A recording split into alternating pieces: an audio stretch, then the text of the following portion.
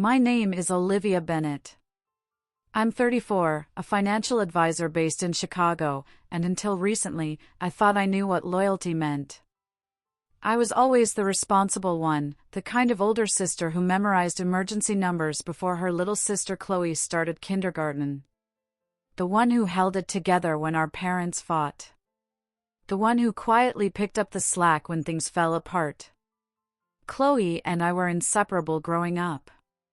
We shared bunk beds, whispered secrets past bedtime, made promises over peanut butter sandwiches that we'd always be there for each other, no matter what.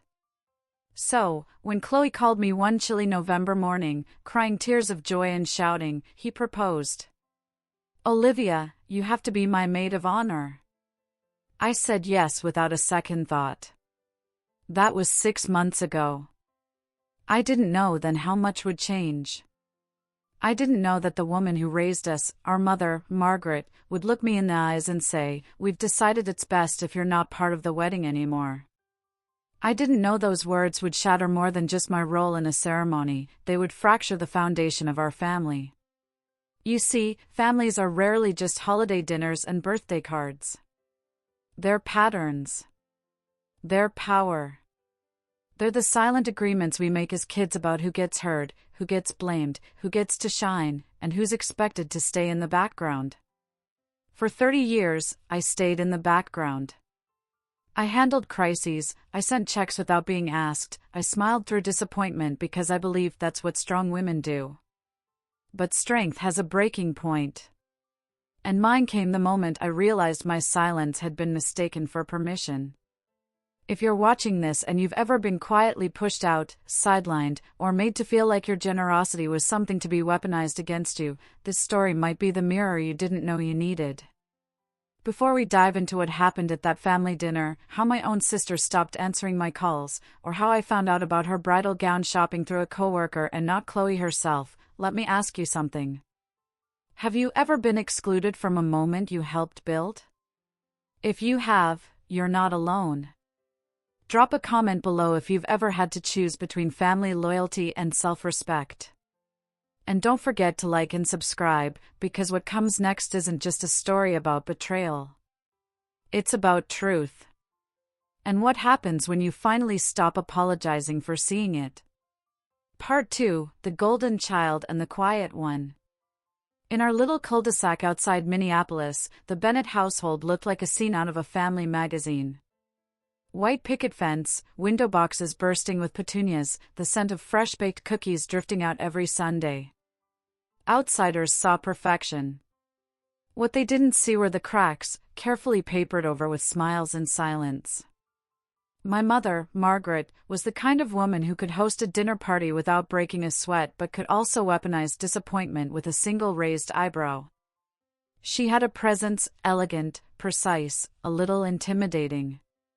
My father, Michael, balanced her out by, well, disappearing. He wasn't absent, exactly. He was there in the background, fixing the lawnmower or quietly washing dishes. He preferred peace over participation. Especially when things got tense. And they did get tense, often. As the firstborn, I learned early to adapt. I kept things smooth. Predictable. Safe. I got good grades, followed rules, didn't rock the boat. I was the responsible one, the calm one. And I wore that badge like armor. Chloe, my younger sister by 3 years, was everything I wasn't, at least in my mother's eyes. Bold, emotional, artistic. From the time she could walk, she danced through the house like she was in a Broadway show. She drew on walls, made costumes from blankets, turned dinner conversations into monologues. People adored her. Especially Margaret. "She's so creative," Mom would say with that special twinkle in her eye, usually right after sighing at my practicality. It wasn't that I resented Chloe. Not really. I loved her fiercely. We shared a bedroom growing up, our twin beds pushed together so we could whisper until we fell asleep. I braided her hair before school, made up songs to calm her nightmares. I was her big sister, her built-in safety net. But even as kids, the pattern was clear. If Chloe cried, the world stopped. If I cried, I was too sensitive. If Chloe forgot a chore, it was excused as inspiration-induced distraction. If I slipped up, it was a lecture about discipline. When Chloe wanted to study art in college, an expensive, out-of-state private school, our parents promised they'd find a way. But 3 semesters in, I got a call from Mom. "Sweetheart, your sister's tuition is due and things are a bit tight. Would you be able to help?" Of course I could. And I did. The first time, I wrote a check. Quietly. The second time, I dipped into my emergency fund. The third time, I stopped telling people about it altogether. I told myself it was temporary. That it was just what families do. That my success, working as a financial consultant in Chicago, meant I had the privilege to help. And I wanted to help. Chloe's dreams mattered to me. Her joy mattered. What I didn't realize back then was that there's a difference between support and sacrifice. And if you're not careful, love becomes a currency that only flows one way. Chloe graduated. Her art was promising, full of color and soul. She started working part-time at a gallery while building her portfolio. Meanwhile, I was climbing the corporate ladder, managing multi-million-dollar portfolios, helping strangers prepare for retirement with more care than my own family gave to me. At holidays, Margaret would gush about Chloe's newest painting or her upcoming potential. I was the one who got asked if I'd finally met someone, as if my worth hinged on whether or not I had a man to manage me. My father, per usual, stayed in the background. Sometimes I'd look at him across the dinner table and wonder, was he proud of me? Did he notice the work I did? Or had he, like Margaret, come to expect that I'd carry the weight without ever dropping it? Still, I stayed quiet. Because that's what I'd always done. Because someone had to keep things from falling apart. Then came Derek Langford. Chloe met him at a gallery opening in Boston, his family's gallery, actually. Derek was polite, polished, and old money, but kind. Not pretentious. He listened more than he talked. He saw Chloe, or at least, he saw what she showed him. They started dating, and within 2 years, he proposed on a snowy bridge in Vermont, complete with vintage ring and a string quartet. Chloe called me that same night. Her voice was practically vibrating through the phone. He proposed. "Olivia, I need you to be my maid of honor. There's no one else. It has to be you." I cried. Real, happy tears. "I wouldn't miss it for the world," I said, already picturing dresses, Pinterest boards, and late-night planning sessions. It felt like everything we'd dreamed about as kids was finally happening. And I got to be part of it. For a moment, it felt like I'd been seen again, not as the helper, the fallback, the fixer, but as the sister. The best friend. And for a while, it really was magic. We texted constantly. Chloe sent me mood boards and playlists and photos of flower arrangements. I started researching vendors, organizing a binder, and mapping out timelines. I offered to handle logistics, budgets, vendor negotiations, all the parts Chloe hated but I secretly enjoyed. "I don't know how people do this without an Olivia," she told me one night. I saved that message. It felt like we were a team again. The way it used to be. But in our family, joy doesn't last without conditions. And what I didn't know then was that someone else was watching us plan. Someone who'd already decided that there wasn't room for both of us in Chloe's spotlight. Her name was Margaret. And she was just getting started. Part 3, The Wedding Takeover. At first, the changes were small. Easy to ignore. Easy to rationalize. It started with a phone call from Chloe. "Hey, Liv, Mom booked a venue tour for us this weekend," she said casually, like we hadn't already made a list of our top 5 choices together. She found a cancellation at the Hawthorne estate, said we'd be crazy not to see it. I blinked at my computer screen, the spreadsheet I'd made open in front of me with tabs labeled budget, florists, photographers. I had our top 3 venues circled, all within a reasonable price range and each with availability on Chloe's preferred date. "Hawthorne's pretty steep, isn't it?" I asked gently. "Wasn't it outside the budget you two talked about?" Chloe hesitated. "Yeah, but Mom said she and Dad are willing to cover the difference." Of course she did.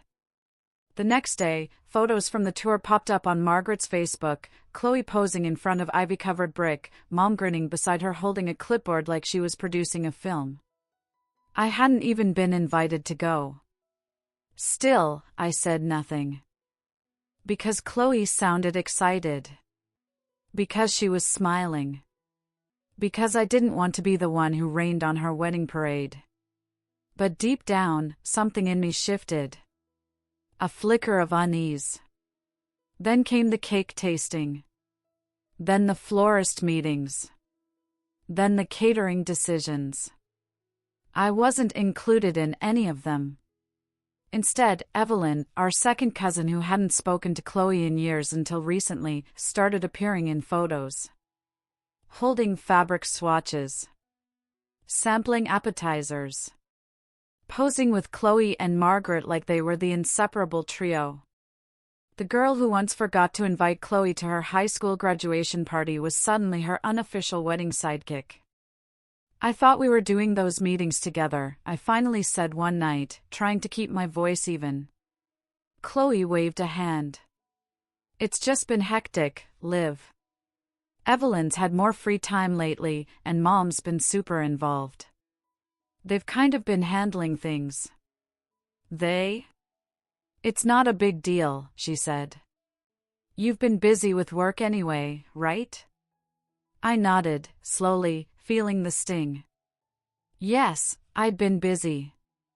I was managing 12 client portfolios, closing on a new apartment, and still somehow finding time to organize welcome baskets for wedding guests, confirm the string quartet Chloe loved, and quietly pay off the deposit on the photographer after Margaret deemed them too trendy. My role had shifted without warning, from maid of honor to silent sponsor. I told myself this was temporary. A blip.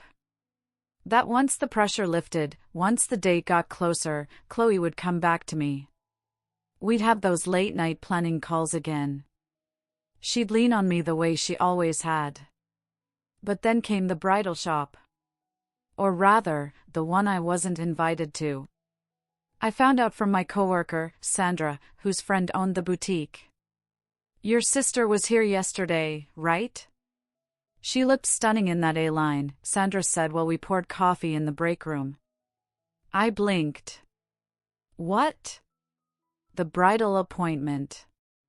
At Elegant Moments? She said yes to a dress. Everyone was crying. Your mom was showing pictures to the staff. I felt like someone had kicked me in the chest. Later that night, I called Chloe. "How was the dress shopping?" There was a pause. "It wasn't supposed to be a real appointment," she said. "Just a quick look with Mom and Evelyn. It kind of happened." "I could have made time," I said softly. "You could have asked." "Don't make this a thing, Olivia," she sighed. "There'll be plenty of other stuff to be part of." But other stuff never came. I wasn't asked to help plan the bridal shower. I wasn't involved in the bachelorette weekend, which, by the way, was scheduled for a destination Chloe had always hated. I offered ideas. Thoughtful ones. Based on decades of knowing her favorite colors, her favorite wines, the little childhood dreams she once whispered to me. Every suggestion I made was brushed aside. "Not what Chloe wants anymore," Evelyn would say in the group chat. And yet, I kept showing up. I finalized the honeymoon arrangements, $8,600 for a luxury escape to Tuscany. First-class flights. A private vineyard tour. Cooking classes. Sunsets on balconies with lemon trees swaying in the breeze. I wasn't doing it for approval. I wasn't trying to prove anything. I just loved her. Even when she stopped calling. Even when our weekly brunches turned into occasional texts. Even when her tone grew more distant, like I was a client, not her sister. And then one night, it all came to a head. I was scrolling through Instagram when I saw the latest photo, Chloe, Evelyn, and Margaret at a spa day. Champagne glasses. Manicures. Hashtag Bride Squad. I hadn't even known it was happening. The caption read, "Wedding countdown begins with my favorite girls." And I wasn't one of them. That night, I sat on my couch staring at the screen, trying to convince myself I was overreacting. But the truth was undeniable. Somehow, somewhere, I had gone from being at the heart of Chloe's life to standing outside a window, watching someone else take my place. And I didn't know why. Not yet. But I was about to find out. Part 4, The Breaking Point. The day I found out I wasn't invited to the wedding dress fitting was a Tuesday. Gray skies. Coffee-stained to-do list. I'd been on back-to-back client calls when Sandra, our office receptionist, peeked her head into my office with a smile. "How did Chloe's appointment go yesterday?" she asked, setting my mail on the desk. I froze. Appointment? Her wedding dress fitting. At that boutique on Halsted? "My friend owns the place," said "your mom, your sister, and cousin Evelyn were there all afternoon." Said Chloe found the dress. Sandra beamed. "I figured you'd be the one holding the veil." I smiled stiffly. "I had a work emergency," I lied, heart thudding against my ribs. "Wasn't able to make it." When she left, I closed my office door, stared out at the city skyline, and tried to breathe. I hadn't been told. I hadn't even known. That night, I called Chloe. My voice was calm, measured, like I was speaking to a client. "How was the dress shopping?" There was a pause. A long one. "It wasn't planned," she said finally. "Mom made the appointment. It was just going to be a quick look, not the day." "But it became the day," I said. Another pause. "We needed a third opinion," she added. Evelyn was free. I could have made myself free. "Liv, please don't make this a big thing. There's still plenty of wedding stuff for you to help with." But there wasn't. Not anymore. The next week, the bridal shower came and went, planned entirely by Evelyn and Margaret. I was asked to contribute financially, of course. But no one asked what Chloe might like. No one asked if I wanted to help. I showed up, sat at the edge of a pink balloon arch, and watched as Evelyn passed Chloe a hand-embroidered robe with Mrs. Langford in gold script across the back. They called themselves Team Bride. I felt like a guest at a party I'd helped fund. Then came the bachelorette weekend. Planned in Miami, Chloe hates Miami. Crowds, noise, overpriced everything. When we were kids, she once said her dream bachelorette would be somewhere quiet, with mountains and wine and no expectations. I offered suggestions. They were all dismissed. "That's not what Chloe wants anymore," Evelyn texted in the group chat. It felt like a knife every time someone said that. Not anymore. Like who I knew Chloe to be, who she used to be, was no longer valid. Still, I hung on. I kept telling myself the wedding would bring us back together. That it was stress. Pressure. Mom being overbearing. Evelyn being opportunistic. Chloe being overwhelmed. So I did what I always did. I handled it. I finalized the honeymoon surprise. $8,600 on first-class flights to Florence, a luxury villa in Tuscany, vineyard tours, sunset dinners. All booked quietly through my travel agent, set to be revealed the night before the wedding. I pictured Chloe's face when I handed her the envelope, her tearful hug, her soft voice saying, "I'm sorry, Liv. I missed you." I held on to that image like a lifeline. But reality doesn't always reward hope. A few weeks before the wedding, Chloe stopped answering my texts altogether. No more updates. No more details.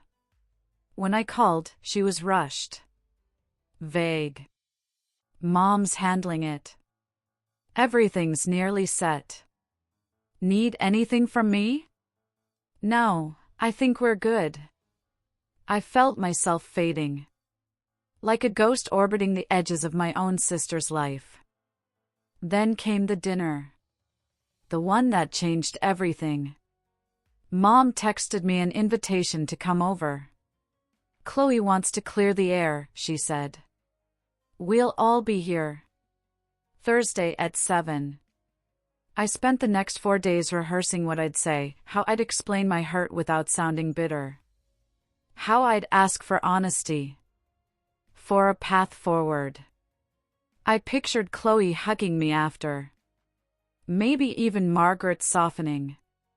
Instead, I walked into a staged intervention. Dad sat in his recliner, looking uncomfortable. Evelyn was already perched on the couch. Chloe sat stiffly next to her, fingers twisting in her lap. Margaret stood behind her like a defense attorney. "We've talked," Margaret said, before I could even sit down.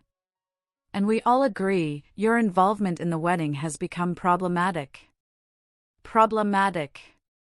It landed like a slap. I looked at Chloe. "Is that how you feel?" She wouldn't meet my eyes. "It's just been hard," she murmured. "Every time you get involved, it creates tension," Margaret interjected smoothly. "Your opinions, your control, your need to make everything about you, it's not fair to Chloe. It's her time." I stood there, stunned. "Rebecca asked me to be her maid of honor." "She asked me." "Well, she's changed her mind," Margaret replied with a smirk. "Evelyn will be standing by her side. And it's best, for everyone, if you don't attend the wedding at all." Silence. The kind that chokes. No one said a word. Not Evelyn. Not my father. Not even Chloe. I felt something in me break, not anger, not even sadness. Something quieter. Something deeper. I nodded once. "Good to know." And I walked out. No one followed me. Not even Chloe. Part 5, The Reveal. The drive home was a blur of red lights and rain-streaked windows. I don't remember making the turns. I don't remember parallel parking. I remember my hands gripping the wheel so tightly that my knuckles ached. I remember blinking away tears I'd promised myself I wouldn't shed. By the time I stepped into my apartment, the silence was unbearable. I stood in the hallway for a long time, purse still in hand, coat still on, as if removing either meant accepting what had just happened. That I'd been erased from my sister's wedding. That my presence, my love, my effort, my very existence, had become an inconvenience to be managed. I wasn't angry. Not yet. I was empty. Later that night, Ethan came over. The moment he saw my face, whatever hopeful words he'd brought with him evaporated. "They uninvited me," I whispered. He didn't ask why. He just held me as I shook with the kind of silent grief that doesn't come with sobs, only breathless disbelief. I told him everything. The fake smiles. The exclusion. The betrayal. When I finished, he pulled back slightly. What are you going to do? I stared at the ceiling for a moment. I don't know, I said. But I know I can't keep giving to people who think my love is a threat. That night, I made a list. Not out of spite. Not to make a point. Just to remember. The photographer deposit, $2,500. The custom welcome baskets, $800. The calligrapher for the invitations, $350. The surprise honeymoon, $8,600. I'd given over $15,000 to a wedding I wasn't even allowed to attend. I didn't sleep that night. Instead, I canceled the honeymoon reservations. I emailed the travel agent, pulled back the funds, called the airlines. I logged into my credit card and flagged a few recent charges, ones Margaret had made using my saved payment info. Then I turned off my phone. And for the first time in months, I felt still. The next morning, my phone buzzed nonstop when I turned it back on. Missed calls. Texts. Voicemails. From Margaret, of course. Furious. How dare you back out on a gift you promised? From Dad. Quiet. Uneasy. Please call me when you can. From Chloe. Just one. Sent at 3:17 a.m. Olivia, I'm so sorry. I didn't know. I need to talk to you. Please. I stared at the screen for a long time. Part of me wanted to delete it. To protect myself from the inevitable whiplash of guilt and confusion. But another part of me, the part that had known Chloe since her first steps, the part that still remembered her whispering "You're my forever best friend" when we were 7, held on. Later that afternoon, my doorbell rang. It was James, Chloe's fiancé. He looked exhausted. "Can I come in?" he asked quietly. I nodded. We sat in silence for a moment before he spoke. "She didn't know," he said. "Chloe thought you'd been pulling away." I raised an eyebrow. "You think I just decided to ghost my own sister's wedding?" James shook his head. "That's the thing. We started looking through her phone last night. Something wasn't adding up." He pulled out his own phone and showed me screenshots.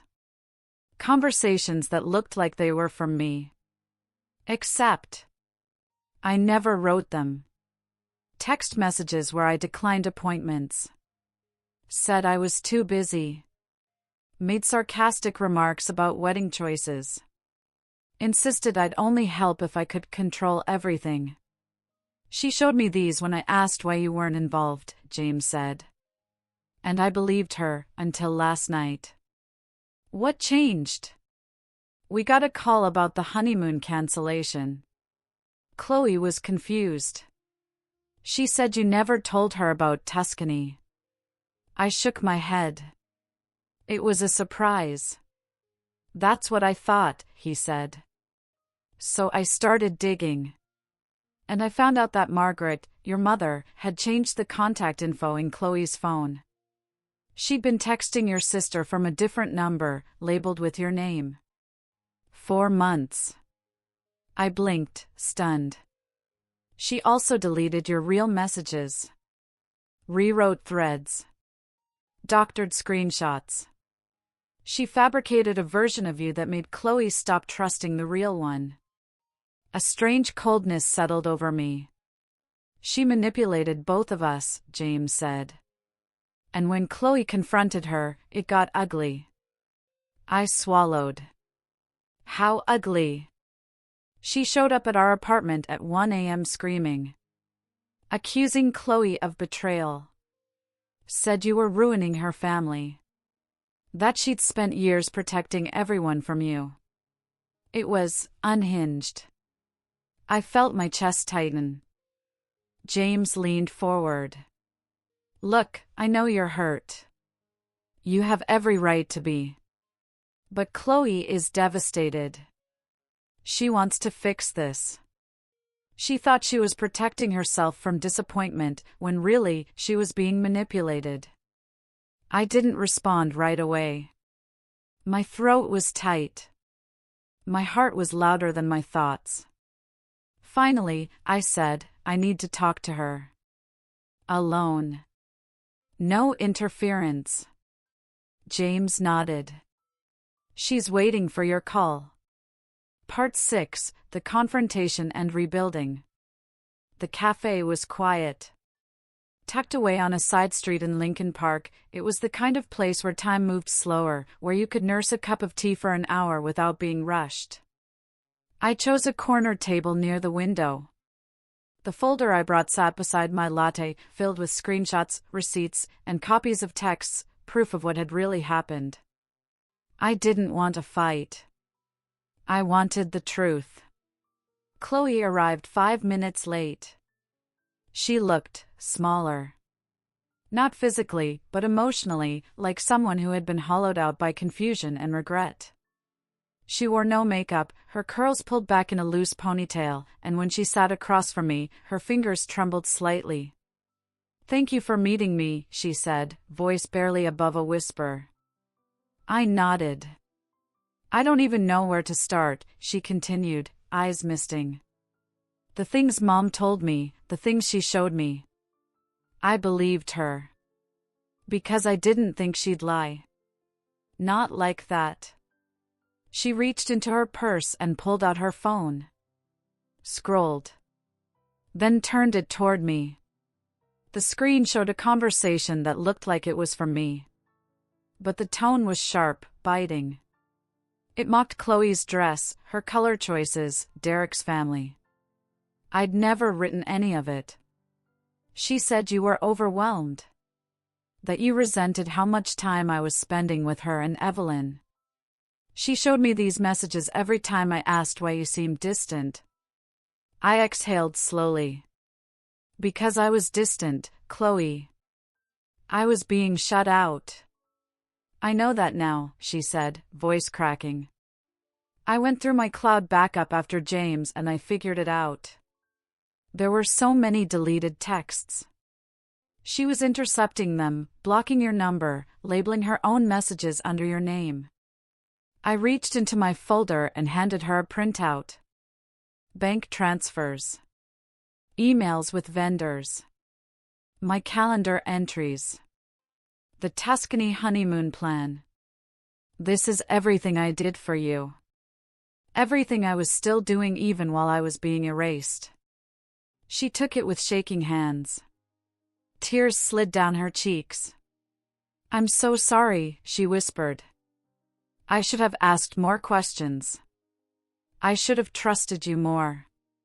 I hesitated, watching her. "Why didn't you?" I asked softly. She flinched. "Because it was easier," she admitted. "It was easier to believe you were pulling away than to believe Mom would sabotage us. I didn't want to think she was capable of that." I looked down at my cup, the tea now cold. "We made promises," I said. "When we were kids. That we'd be there for each other, no matter what." Chloe nodded, biting her lip. "I broke that promise. You let her replace me. You let Evelyn stand where I was supposed to." "I didn't mean to," she said. "I was scared. Overwhelmed. And manipulated." We sat in silence for a long moment. Then she said something that changed everything.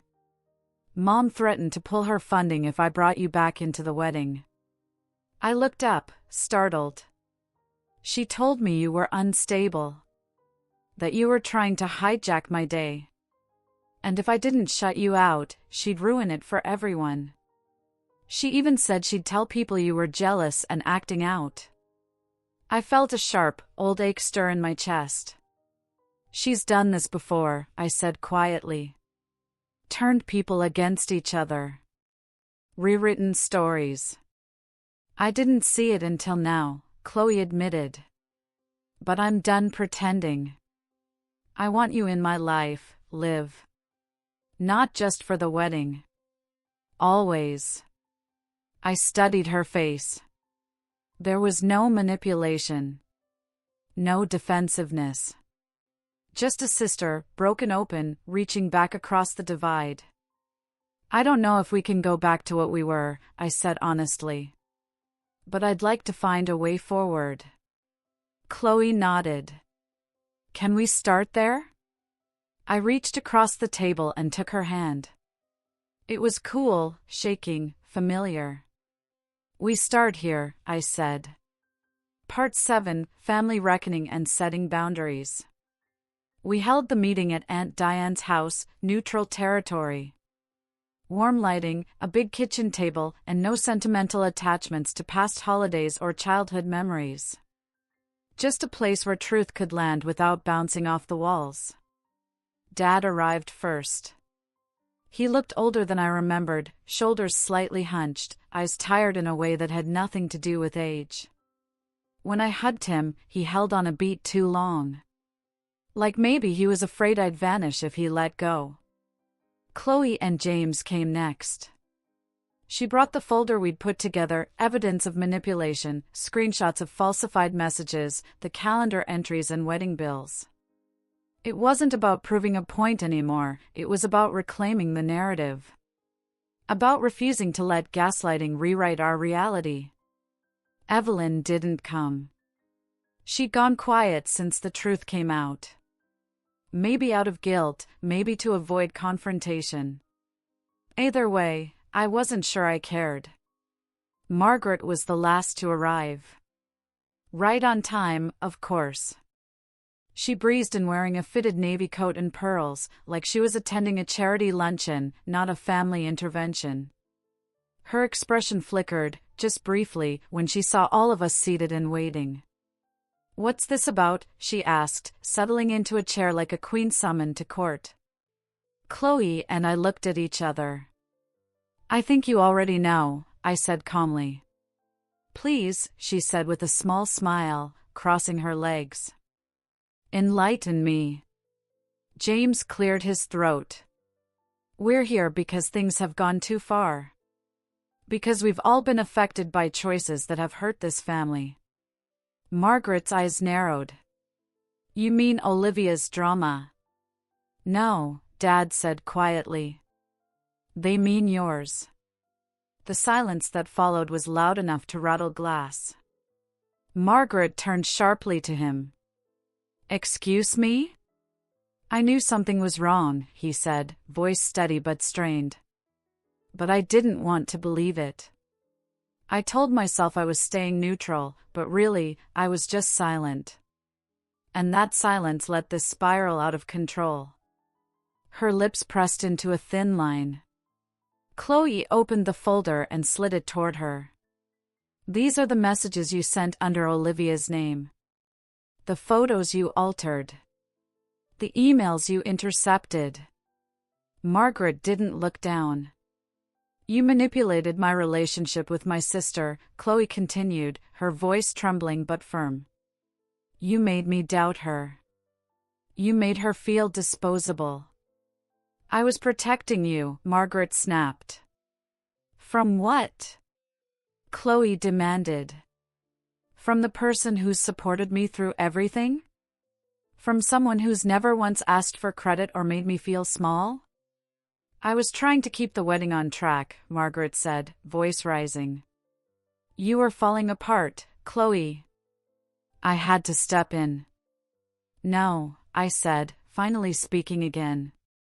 "You didn't step in. You took over. You pushed me out. You rewrote conversations and cast me as the villain. That's not stepping in. That's control. You always had to be in charge," she said bitterly. "Even as a child. I had to be the adult because no one else was stepping up." That stopped her cold. Her eyes flashed, and for a moment I saw something almost human flicker there. Hurt? Shame?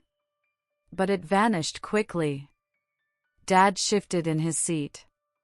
"We're not here to fight," he said gently. "We're here to say this behavior isn't acceptable anymore." Margaret looked around the table, realizing, for the first time, maybe, that no one was on her side this time.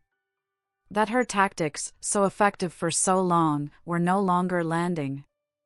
"You've created so much damage," Aunt Diane said softly from the end of the table. "And if you want to be part of this family moving forward, things have to change." "What exactly are you suggesting?" Margaret asked with a mocking laugh. "Boundaries," Chloe said, "steady now. Clear ones. You will not manipulate communication between family members again," I said. "You won't use money as a weapon," Chloe added. "You won't spread lies or insinuations about anyone's mental state," Dad said firmly. Margaret looked as if someone had just handed her a script in a foreign language. "And if I refuse?" Chloe took a breath. "Then you'll attend the wedding as a guest. Not the host. Not the planner. Not even the mother of the bride in spirit, just a guest. And that will be the beginning of a very different kind of relationship between us." Margaret stared at her. "You would really choose her over your own mother?" "I'm choosing truth over control," Chloe said. "Health over dysfunction. I'm choosing my sister. And I'm choosing myself." There it was. No yelling. No chaos. Just clarity. Margaret stood slowly. She didn't speak. She picked up her coat, smoothed the sleeves, and walked to the door. Then she paused. "I suppose I have a lot to think about," she said coolly. "I'll be in touch." And then she was gone. Part 8: The Wedding Day and Emotional Resolution. The morning of the wedding dawned crisp and golden, one of those rare October days in Chicago when the sky is clear and the air holds just enough bite to remind you that change is coming. Chloe and I got ready together, just the two of us, in the bridal suite upstairs at the Langford estate. It was the first time in months that we'd been alone like this, no tension, no third parties, just sisters, the way we used to be. As I helped zip up her gown, an ivory lace sheath with delicate beadwork, I felt a pang. Not of sadness, but of gratitude. For the fact that we were here. That we'd made it through. "You look beautiful," I said, blinking back tears. Chloe turned to me. "I wouldn't be here without you." I smiled. "Technically, you'd still be getting married." She shook her head. "You know what I mean. This version of me, this woman standing here, ready to speak truth and set boundaries, I wouldn't be her without you." We stood in silence for a moment. Then she took my hand. "I know I can't undo everything," she said softly. "But I promise you this, going forward, no one else gets to rewrite our story." That was enough. Downstairs, guests were arriving. Margaret came, quiet, subdued, dressed in navy. She didn't try to make a scene. She didn't corner anyone or commandeer a moment. She sat beside Dad in the second row, her expression unreadable. When our eyes met, she gave me the smallest nod. It wasn't forgiveness. It wasn't a confession. But it was a start. The ceremony was simple and heartfelt. Chloe and James wrote their own vows. I stood beside her, holding her bouquet, a full-circle moment that carried the weight of everything we'd been through. And when she said, "I do," there was no doubt. No tension. Just truth. At the reception, we laughed. We danced. We toasted. When it came time for the maid of honor speech, I didn't read from a note card. I spoke from memory. Some sisters are born best friends. Some have to find their way back to each other, I said. This year, Chloe and I found ours not by pretending everything was perfect, but by facing what wasn't. And choosing love anyway. The room went quiet. Then came the applause. Later that night, Chloe slipped a gift into my hand. A delicate silver bracelet. On the inside, engraved in tiny cursive. My forever best friend. Some stories don't end with dramatic closure. They end with quiet clarity. And sometimes, that's more than enough.